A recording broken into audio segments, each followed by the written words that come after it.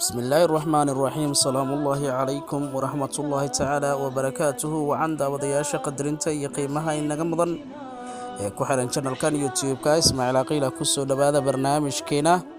نلش الصحابة قيبتي الصلوات إن شاء الله تعالى waxaan ku dhex jirnay qisadii Cabdullaahi saxaabiga Cabdullaahi bin Abbas ayaan ku guda jiray insha Allah taala barnaamijka intaan guda galin fadlan walaal waxaan idinka codsanayaa in channelka hadii aad nagu cusub tahay aad subscribe noo saarto si dhiirigelin inagu noqoto sidoo kale aad ka heshay barnaamijyada like saar sidoo kale si share gareey si dad kale ugu faa'iideystaan gambalaalkana furso aad u noqoto qofka koowaad ee hela حكمتي عبد الله بن عباس iyo doodii qabaarita aan guda galeena insha Allah taala waxaan hal tusaale ka soo qaadan doonaa insha Allah taala mid ka mid ah xikmadihii Abdullah ibn Abbas Allah ka raali noqday markii qaar ka mid ah raaciyadii iyo asxaabtii Ali bin Abi Talib radiyallahu anhu ay ka madax taageen amarkii Ali oo la xiriiray khilaafkii isaga iyo Muawiya dhaxmaray ayaa wuxuu Abdullah ibn Abbas ku yiri Ali amiirkii muuminiintu ma ii fasaxaysaa ama ma ii fasaxdid si aan ula soo hadlo oo markaan aan u soo dhageysto waxay leeyihiin Ali ayaa ku yiri waan kaaga cabsanayaa Abdullah ayaa ugu warceliyay waxaan ahay nin leh akhlaaq suuban oo aan cidna dhibin sidii ayuuna ku tagay Ali bin Abi Talib markii uu yimid qabaarita waxa ay weydiiyeen sababta uu yimid waxa ayna u sheegeen inuu doonayo inuu wareesto qaar kamid ah ayaa soo jeediyay inaan lala hadlin qaarna waxay yiraahdeen la hadla wuxuu yiri waxaan weydiiyay sababta ay ula dagaalamayaan rasuulka Allah salawaatullaahi alayhi wasalaam ina adeerkii marna uu yahay sadaq sidoo kalena kamid ah qof rumeeya rasuulka kii ugu horeeyay waxayna yiraahdeen waxaan ku haysanaa saddex qodob waa tan koowaade waa isaga oo xukunkii islaamka siiyay dad gaar ah waa tan labaade wuxuu la dagaalamay Aisha radiyallahu anhu iyo tan saddexaad oo ah Muawiya mana ka qaadan qaniimooyin oo maqabqabsan dumarkiina tan saddexaad wuxuu ogolaaday inaan la oran amiirul mu'miniin iyadoo ay muslimiinta oo dhami u doorteen magacaasi markii ay dhameysteen hadalkooda ayaa Abdullah ibn Abbas ku yiri ka warama hadii aan idinku dul akhriyo aayado Qur'aan iyo ahadiith rasuulka salawaatullaahi alayhi wasalaam ma ka noqonaysaan waxaad hadda ku sugan tihiin waxay yiraahdeen haddaba Abdullah ibn Abbas ayaa ku jawaabay qodobkoodii koowaad ay ku haysteen Ali oo ahaa oraahdoodii ahayd inuu Ali uu siiyay xukunka dad gaar ah wuxuuna Abdullah arintaas ugu jawaabay oraahda alle ee leh u dira xaq soore ehelkiisa ah iyo xaq soore ehelkooda ah suuradda an-nisaa aayadda 35 wuxuuna Abdullah weydiiyay kooxdii su'aashan ilaah baa idinku dhaariye ma waxaa fali badan xukunka ninka iyo aafadiisa iyo adoonka mise xukunka ummad dhiigeeda la badbaadinayo dhaawaceedna la dhayayo waxay yiraahdeen qabaarita oo waxaa fadli badan xukunka ummadda arinta kale ee la xiriirtay inuu Ali la dagaalamo Muawiya iyo Aisha aan iraade laakiinse uusan adoonsan dumarkooda isla markaana qaniimeysan maalkooda Abdullah wuxuu weydiiyay su'aashan ah ma waxaad banaysan laheedeen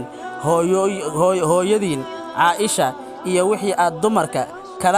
dumarka kale ka banaysataan haddaad tidhaahdaan waad gaalowdeen sidoo kale haddaad tidhaahdaan ma aha hooyadeen iyana waad gaalowdeen oo waxaad ku kufriseen aayadaha uu Alle subxaanahu wa ta'ala ku oranayo nabiga ayaa ugu roon ugu turid badan mu'miniinta habeenkiisana waa hooyooyinkiina faa'iidada iyo mirihii ka soo baxay kulankii cabdulaahi binu cabbaas uu la yeeshtay khawaarijta ayaa waxaa ka mid ahayd in tiro aad u badan oo ka mid ah khawaarijta ay ka soo laabteen khilaafkooda iyo madaxtaaggooda ay ka madax taageen amarkii cali radiyallaahu canhu, kuwaas oo tiradooda gaaraysay ilaa 20,000 oo qof, halka kuwa kale ee ku adkaystay khilaafka cali ay gaarayeen tiradooda 4,000 oo keliya. cabdulaahi binu cabbaas wuxuu ahaa midkii aad u qadarinayay oo weynaynayay doonista barashada waddada cilmiga. intii uu rasuulka salawaatullaahi calayhi wasalaam ifka saarnaa, wuxuu cabdulaahi cilmiga ka biicabi jiray rasuulka salawaatullaahi calayhi wasalaam. hase ahaatee kolkii uu rasuulku salawaatullaahi calayhi wasalaam haleelay saaxiibkiisa sareeyey waa alleh, wuxuu u jihaystay xagga saxaabada culimmadeeda isagoo ka baranayay aqoonta iyo barashada diinta islaamka. cabdulaahi binu cabbaas isagoo ka hadlaya sida uu u dalbi jiray waddada cilmiga wuxuu yidhi, haddii aan maqlo inaan ka mid ahay asxaabta rasuulka salawaatullaahi calayhi wasalaam, waxaan aadi jiray iridka gurigiisa waqtiyada duhurka, kolkaasaan barkan jiray go'aan wato anigoo seexan jiray albaabka agtiisa. haddii aan doonana waxaan weydiisan jiray inaan u soo galo guriga, oo markaa uu ii fasixi jiray. wuxuu weydiiyey sababta oo aan ugu imid, markaasaan ku odhan jiray inaan ka aqoon kororsado, waayo cilmiga waa loo tagaa ee isaga iskaba yimaadee. dabadeedna waxaan weydiiyey xadiiska aan doonayo inaan ogaado. sidaa ayuu ugu weynaa cilmiga cabdulaahi binu cabbaas radiyallaahu canhu, waxa uuna u huri jiray halista barashada cilmiga sida uu cabdulaahi u qadarin jiray barashada cilmiga ayaa misna u weynayn jiray. culimmada aqoonta u leh ee islaamka matalaan hal tusaale haddaan ka soo qaadno arrintaasi waxaa la ogsoon yahay in Zayd binu Thaabit uu ahaa qoraagii waxyiga, dhinaca kalena wuxuu ahaa kan ugu aqoonta badan magaalada Madiina marka laga hadlayo cilmiga garsoorka, fiqiga, qiraa'aadka ama akhrinta toosan ee tawjiidka iyo cilmiga dhaxalka. haddaba maalmaha ka mid ah ayaa saxaabiga la yiraahdo Zayd binu Thaabit oo doonaya inuu fuulo ratigiisa ayaa waxaa